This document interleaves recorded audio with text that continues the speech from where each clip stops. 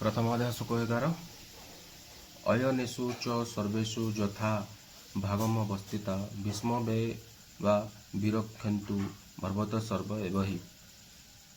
अर्थात वर्तमान आपण मैंने समस्ते बुज्य मध्य निज निज स्थान माने घाटी मानक ठीक भाव रही पितामह भीष्म को पूर्ण प्राण सहाय होगा उचित। भावार्थ दुर्योधन पितामह भीष्मंकर बलवीर्य प्रशंसा कर सारिबा परे काले अन्य माने कहीं भाविए जे दुर्योधन सेमानंक उपरे कौनसी गुरुत्व आरोप करूना। एथिपाई एक राजनीतिज्ञ कूटनीतिज्ञ हिसाब से उपर लिखित कथा कही समस्त को संतुष्ट करने चेष्टा कला। से बड़ जोर दे कहला यह निसंदेह जे भीष्मदेव सर्वोत्तम वीर बा योद्धा अटंती, किंतु से जड़े वृद्ध लोक तेणु प्रत्येक सबु दिगरु तांकर सुरक्षा कथा चिंता करने उचित। से युद्ध नियुक्त हो पारती एवं से गोटे पाखर रही युद्ध करुथिबारु शत्रु मैंने तांकर एही गोटे पाख युद्धर सुजोग नहीं पारती।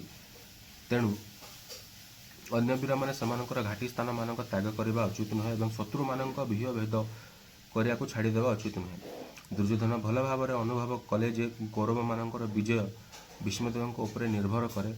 भीष्मदेव और द्रोणाचार्य जे ए युद्ध पूर्ण प्राण आत्म नियोग करेंगे ए संबंध से दृढ़ निश्चित होता, कारण से भल भाव जानी जे जितेबाला अर्जुन को स्त्री द्रौपदी पूर्ण सभा समस्त विशिष्ट योद्धा बा सेनापति मान समक्ष उल्लंघन कर द्रौपदी असहाय अवस्था से न्याय प्रार्थना करते से पदे पदे कथा भी चिंता करना पदे कथा भी कही ना।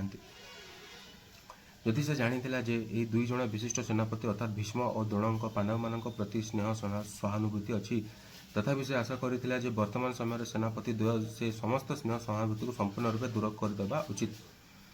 द्रुत क्रीड़ा बा पशा खेल समय से जेपरी भाव आचरण करते सदृश आचरण करने उचित।